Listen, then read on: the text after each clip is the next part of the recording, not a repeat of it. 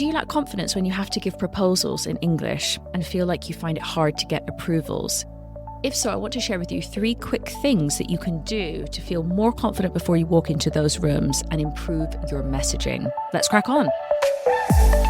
Hello and welcome back to Confident Business English. My name is Anna. I'm a neurolanguage coach and I work with senior managers just like you from all over the world every single day. And my job is to help you build your confidence. I want you to think about this podcast as a business English training program. Each episode is its nice own little unit designed to target the problems that you have in your day-to-day life at work.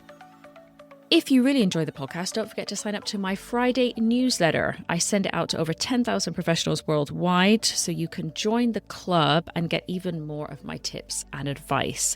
The link to join up is in the description. So the topic for today is inspired by a client who has a problem that maybe you have too, which is they have to go to meetings and give proposals, but they have a very short time to do it. They feel like everybody around the room is kind of tired, almost like proposal fatigue, and they don't really have a long time to get across what they want to say, but they just feel like people aren't really getting it. Well, when we started to peel back the layers, actually there are some quite simple things that I think they were missing to help them get across their message better and feel a bit more confident about the proposal that they were putting forward. I'm going to touch on 3 points, and these are really straightforward. It is nothing revolutionary or out of your depth, let's say. But honestly, it's these small touches that actually make quite a big difference, and I find that people don't use them. So this is a big opportunity for you to improve your messaging, and hopefully that will help you feel more confident, because that is what we are all about here. First things first, adjective upgrade, please. So many people are living in a sea of goods and nice. This is a really good project. It's a really nice piece of software. I think this is going to be really good. It's really nice, good, nice, good, nice, good, nice. The thing is with these words, they don't really catch attention, even if they are accurate. And they're just a little bit meh. This is the way to describe them. We kind of have a little sound that we make. We're kind of like, meh, this is what I say to my clients. I'm like, yeah, it's okay, but... Therefore, a good question to ask yourself is when you're prepping for these meetings and you're thinking about it, if you have some time, hopefully, what more specific adjective could you throw in there? For example, strategic. This is a really strategic move for the business. I think this model is going to be really sustainable in the long term. This option is going to be profitable. It's going to help us be competitive. It's innovative, practical. It's definitely manageable.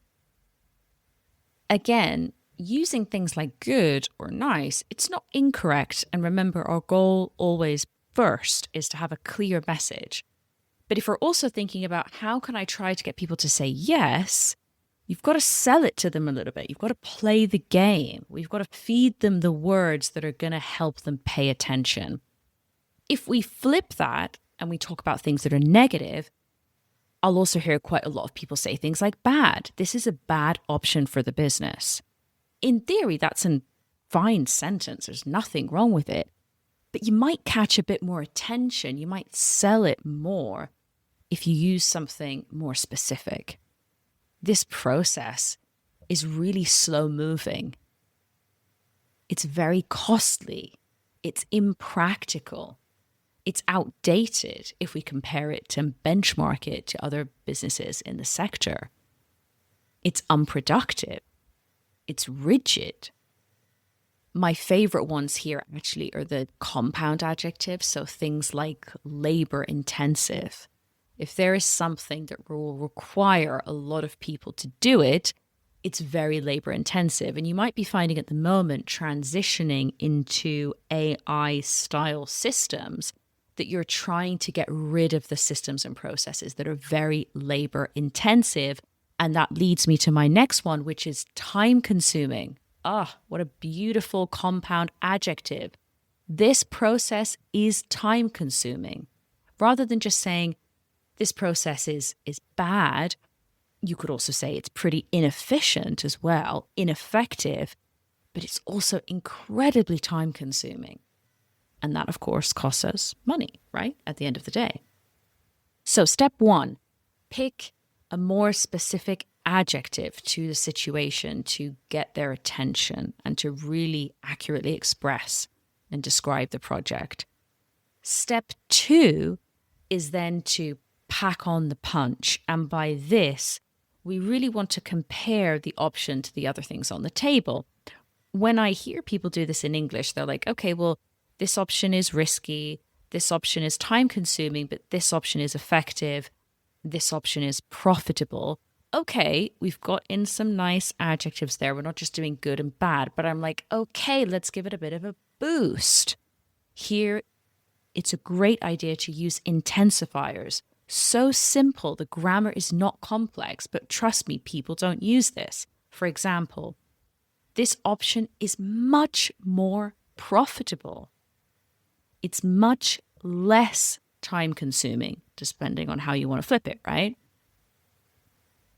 It's much more streamlined than we had before. Streamlined, think about it with a process. An airplane is streamlined. It moves through the air quickly and fast. An airplane needs to be as streamlined as possible. Same thing with a business process. We need to make sure that things flow quickly and we get rid of anything that's slowing us down. You may also have heard of the term seamless. This will make the process much more seamless. And you might ask, okay, number 1, what does seamless mean? And number 2, what's the difference between seamless and streamlined? Great question. Let's use planes as an example. Streamlined is about the process and it's about efficiency. That's the focus. Whereas seamless is more about the experience. The airplane has to be streamlined so that it moves through the air quickly. But when you're booking your flight and you go on to whatever airplane or I can't even think of the word. What's it called? Airline. Good grief. Yeah, airline. And you're booking your ticket. Is that a seamless process? Does it flow nicely? Or is it quite difficult? So seamless is more about the experience that you have with something rather than talking specifically about efficiency. Does that make sense? Same family, slightly different focus. This process is going to be much more seamless than before. We could even take this intensifier a step further and we could use far more. This is a beautiful little phrase I'd love you to take away. This is a far more strategic approach. It's going to be far more sustainable. And for me, in my view, perhaps some people would argue with me, but I think far more is just adding a little bit extra on there, a little bit more distance. This will make us far more competitive and far more innovative than before. Again, a small touch, but what you're doing is you're really showing the benefits of your proposal. And hopefully by doing that, it helps you feel more confident with your messaging when you go into these types of meetings and you have to put these things forward. So first, can you find a beautiful specific adjective that's not nice or good or bad? Step 2, could you add an intensifier to really get across what you're trying to say? Step 3, this is the cherry on top of the cake, of course. One thing that I don't hear a lot of people using when I'm practicing giving proposals in the sessions is superlatives. Think about superlatives on a spectrum, right? The most, the least. Of course, there are some technical things. For example, if it's a short adjective, the best, the worst, the easiest. And then if it's a longer adjective, we need to add the most difficult, for example, the least complicated. And actually, some people find that pronunciation quite difficult. It's not lest, it's least. That smiley E sound. Got to make it a long sound, otherwise it's going to sound like lest. So we want to distinguish that. I mean, probably if you said to me in a meeting, for example, you're like, okay, well, I think this is the least or the less complicated option. I'm going to understand you from the context. Nobody's going to die. But just so you know, that's the common mistake and how you can get that sound correct. So rather than just using the comparative, which is great to compare with other options, what you also want to put out there into the room is this is the most cost-effective option. This is the best option for the business. This will be the most productive in the long term.